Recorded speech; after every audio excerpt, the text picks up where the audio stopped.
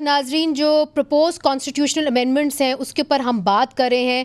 Break से पहले आपने देखा कि JUIF के जो प्रपोज कॉन्स्टिट्यूशनल अमेंडमेंट है वो क्या है।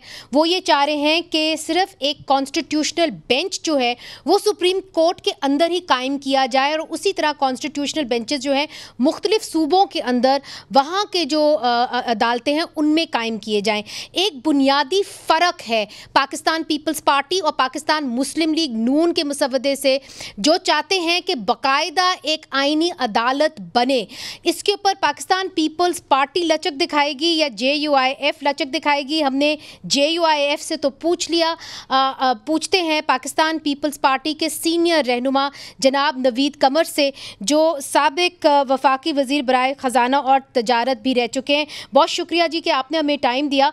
ब्रेक से पहले कामरान मुर्तज़ा साहब ने कहा कि हम तो चाहेंगे कि पाकिस्तान पीपल्स पार्टी हमारे मुसवदे पर अग्री कर जाए और कॉन्स्टिट्यूशनल बेंच जो सुप्रीम कोर्ट के अंदर हम बनाने का कह रहे हैं उसके ऊपर आमादा हो जाए। तो कहाँ तक हैं आप? How close are you to an agreement?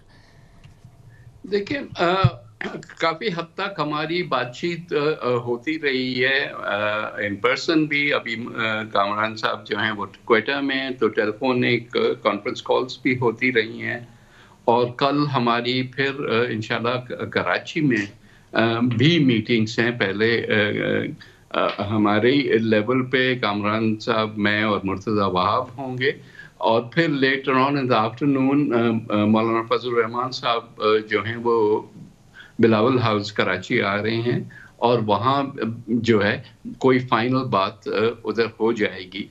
ये बात दुरुस्त है कि हमने दोनों ऑप्शंस जो हैं उस पे बहस किया है। अब हमने पैरेलल ट्रैक्स बनाए हैं कि अगर कॉन्स्टिट्यूशनल कोर्ट हो तो क्या हो, और अगर बेंच की बात करें तो उसमें कितने हद तक हम जो है वो कवर कर जाते हैं सारे हमारे कंसर्न्स को। तो अब ये दोनों ट्रैक्स लीडरशिप के सामने रखे जाएंगे और मुझे उम्मीद है कि कोई ना कोई उसका मुस्बत नतीजा निकलेगा। मैंने JUIF से पूछा कि आपकी कोई ना कोई रेड लाइन तो होगी, कोई ऐसी रेड लाइन या कोई ऐसा अमेंडमेंट जिसके ऊपर आप बिल्कुल लचक दिखाने के लिए तैयार नहीं हैं। तो उन्होंने कहा कि जी हम पर्सन स्पेसिफिक जो है लेजिस्लेशन लाना नहीं चाहते, हम किसी एक जज के लिए जो है वो लेजिस्लेशन लाना नहीं चाहते। तो उन्होंने कहा रीड बिटवीन द लाइन्स, इसका मतलब यही है कि हम कॉन्स्टिट्यूशनल बेंच पे ही अटके हुए हैं, उधर कोई लचक नहीं दिखाएंगे। तो क्या आप कॉन्स्टिट्यूशनल कोर्ट के ऊपर लचक दिखा के बेंच तक आ सकते हैं? सॉरी, जब वो कहते हैं कि पर्सन स्पेसिफिक ना हो, तो ये कंसर्न ज्यादातर उस जमाने में जो है JUI का कम, शायद PTI का ज्यादा था कि जस्टिस जो चीफ जस्टिस इस वक्त मौजूदा हैं काजी फैज ईसा साहब, कहीं उनको लगा दिया जाए और हमारी उनके साथ जो है वो ट्रैक रिकॉर्ड अच्छा नहीं है वगैरह वगैरह। पहली चीज तो ये कि काजी साहब ने खुद अपने आप को इस सारे प्रोसेस से निकाल दिया है। Is a very honourable man. उनकी जो बैकग्राउंड, उनकी हिस्ट्री आप देख लें। सर वो कैसे निकाला है उन्होंने? कैसे? पॉइंट ये है कि पर्सन स्पेसिफिक से ये मुराद थी, from what I can understand.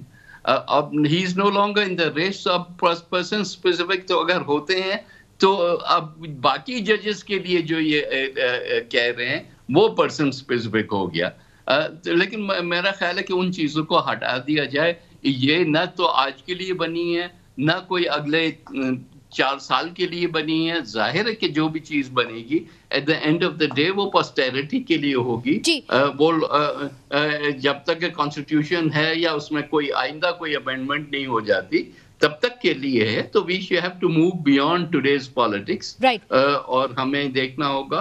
But is the People's Party, sir, let me put it this way, is the People's Party open to even considering a constitutional bench within the Supreme Court? We are open to any, जब politics is art of the possible, जब यही फर्क होता है between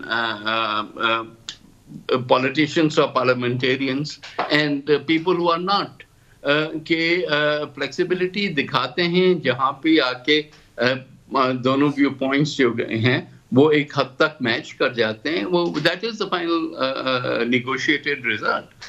तो बजाय इसके कि हम ये हठधर्मी दिखाएं या इसमें सियासत करें, मेरा ख्याल है कि that is the worst thing we can do कि जुडिशरी में भी हम सियासत को ले आए। हम कोशिश कर रहे हैं कि जो ये कन्फ्रंटेशन का इस वक्त माहौल है वो खत्म हो। हम चाह रहे हैं कि जो पार्लियामेंट और जुडिशरी आमने सामने आकर खड़े हो गए, वो सारी चीजें खत्म हो। तो wherever it is possible to close it, and अब हम जो हैं वो घंटों में बात कर रहे हैं, दिनों में भी नहीं। अच्छा, तो आपको लगता है कि ये जो मसवदा है ये टेबल हो जाएगा? ये कब तक आपको उम्मीद है कि हो जाएगा और पास हो जाएगा? ये मुझे पता नहीं, ये गवर्नमेंट पे है कि गवर्नमेंट कब असेंबली या सेनेट को बुलाती है, लेकिन हमारी ये ख्वाहिश होगी कि as much as possible consensus हो इस सारी चीज पे, और सबको एतमाद में लेके फिर ही उसको असेंबली में टेबल किया जाए। आपका मुसवदा मैंने पढ़ा है, उसके अंदर आपने ये नहीं वाजे किया कि जो पहले चीफ जस्टिस होंगे फेडरल कॉन्स्टिट्यूशनल कोर्ट के, उनको कैसे अपॉइंट किया जाएगा। हुकूमत के मुसवदे में ये कहा गया है कि सदर पाकिस्तान जो हैं वो फेडरल कॉन्स्टिट्यूशनल कोर्ट के चीफ जस्टिस को अपॉइंट करेंगे। He will be amongst the 5 senior most जजेस और 3 सीनियर मोस्ट जजेस ऑफ द सुप्रीम कोर्ट। ये एक इशू है जिसको अभी सॉर्ट आउट होना है, लेकिन उसको भी हम जितना क्लीननेस पॉसिबल तरीका हो सके वो करेंगे। किसी की भी ए या बी पर्सन की वो उसमें वो जो है वो इन अ वे वीटो ना शामिल हो।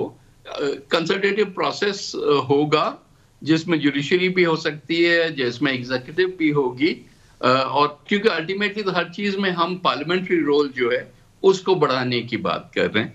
तो व्हाटएवर इज द बेस्ट, क्योंकि फर्स्ट वाला हमेशा ट्रिकी यूं होता है कि वो कंसल्टेटिव जो है, फॉर एग्जांपल जुडिशियल कमीशन भी अगर हम देखें तो वो उस लिहाज से एग्जिस्ट नहीं करती। जो एग्जिस्ट करती है वो सिर्फ एक जो रेगुलर सुप्रीम कोर्ट की के जजेस अपॉइंट करने के लिए है। तो ये कोई मैकेनिज्म हम डिवाइस कर रहे हैं, हम असर जोड़ के बैठे हैं इस पे, और ये जल्दी जो है इसका सोल्यूशन निकलेगा। नवीद कमर साहब, आपने कहा कि हम चाहते हैं कि जो एक सियासत खुल गई है अदालतों के अंदर वो ख़त्म हो, जो हम ये चीज़ करने जा रहे हैं, मगर बहुत सारे वकला ये भी कहते हैं कि इससे सियासत मज़ीद शुरू हो जाएगी, क्योंकि जिन जजेस को आप एलिवेट करके लेके जाएंगे फेडरल कॉन्स्टिट्यूशनल कोर्ट में वो तो खुश होंगे, मगर जिनको आप नहीं लेके जाएंगे वो ये सवाल करेंगे कि हमें क्यों नहीं लेके गए। तो इसमें डिविजन्स मज़ीद बढ़ जाएंगी। मे बी अनफॉर्चुनेटली यहाँ तो वकीलों की एक पैरेलल सियासत चलती है। अगर अवाम 24 करोड़ अवाम एक पार्लियामेंट को इलेक्ट करके आते हैं, और हमारे मुल्क का आईन कानून ये कहता है कि पार्लियामेंट ही फैसले करेगी इस किस्म के, तो वकला हजरात को भी कॉन्स्टिट्यूशन को फॉलो करना चाहिए ना, जो भी हो। अब कोई जाहिर है हर चीज में अगर कोई प्राइम मिनिस्टर इलेक्ट होता है तो कोई तो नाराज होता है जो कि इलेक्ट नहीं होता। तो इसी तरह से तो किसी भी ओहदे के लिए ये इशू आएगा कि कौन लगता है और कौन नहीं लगता। So let us be magnanimous, go with the process, बजाय इसके कि हम ये मेरा जज तेरा जज के चक्कर में रहे। नवीद कमर साहब, चूंकि आप एक अहम पर्सनालिटी हैं सिंध से, पाकिस्तान पीपल्स पार्टी को रिप्रेजेंट करते हैं, पाकिस्तान पीपल्स पार्टी जो सिविल लिबर्टीज़ की बात करती है, तो हाल ही में रवादारी मार्च जिन्होंने इंटॉलरेंस के खिलाफ एक जुलूस निकाला, उनके चाह रही थी कराची एयरपोर्ट से, उनका पासपोर्ट उनसे ले लिया गया, एफआईआर उनको दर्ज करने नहीं दी, अब उनके ऊपर ही एफआईआर दर्ज कर दी गई है टेररिज्म की। तो ये सब कुछ पाकिस्तान पीपल्स पार्टी की हुक्मरानी में हो रहा है। लोग सवाल करते हैं, कहते हैं ये क्या किस्म खुला तेजाद है, एक तरफ से सिविल लिबर्टीज की बात और दूसरी तरफ से ये। मैं भी इतनी बड़ी तकरीर कर दूं, by two begin with I completely condemn जो कल कराची में एक्चुअली हो ये रहा था कि दो अलग अलग डेमोन्स्ट्रेशन चल रही थी। एक जो इनके खिलाफ थे, जो रिलीजियस पार्टीज की तरफ से था, और that was a violent one. Police ने किल किया। आज आई एम सेटिस्फाइड एटलीस्ट के उन तमाम पुलिस ऑफिसर्स के ऊपर एक्शन हुआ है, उनको सस्पेंड भी किया गया है, उनको ओहदों से भी हटाया गया है, और whatever comes out at the end of जो भी इंक्वायरी प्रोसेस होगी तो action will also be taken. Just like Mir खास में भी एक्शन तो इमीडिएट था। अब जाहिर है कि एक रेजिस्टेंस आता है, the other side also tries to play this game. इस मुल्क में ये इंटॉलरेंस वाली सियासत नहीं चल सकती, आइदर एडमिनिस्ट्रेटिवली और पॉलिटिकली। बहुत खूब। और महारंग बलूच दर्ज की जा रही। I am not aware of that case, ये तो मेरे नजरों के सामने आया, तो आई डोंट नो क्या इशू है। नहीं होना चाहिए, लोगों को right of travel within the country बिल्कुल है, एंड अब्रॉड, अनलेस कोई स्पेसिफिक ऐसी चीज सामने आए। So I don't know what are the reasons कि उसको नहीं ट्रेवल करने दिया गया, लेकिन we should be as liberal as possible in this. Thank you very much. आप हमेशा बड़ी साफ बात करते हैं, बहुत शुक्रिया आपने हमें ज्वाइन किया। नाजरीन, नवीद कमर साहब बड़े खुले लफ्ज़ों में ये हमें बता रहे थे कि अभी भी कुछ निगोसिएशंस बाकी हैं। उन्होंने बताया कि बड़ी अहम मीटिंग होने वाली है, कल ही होने वाली है, और उसके अंदर ये बात की जाएगी कि अदर कॉन्स्टिट्यूशनल बेंच के तहत मामला हल हो जाएँ तो मज़ीद आगे बढ़ा जा सकता है। मगर उनकी ये तजवीज़ है, और पाकिस्तान पीपल्स पार्टी की ये तजवीज़ है कि कॉन्स्टिट्यूशनल कोर्ट जो है वो अगर बन जाए तो एक जो सियासत और कॉन्फ्रंटेशन की सूरत हाल बनी हुई है वो कदरन बेहतर हो जाएगी।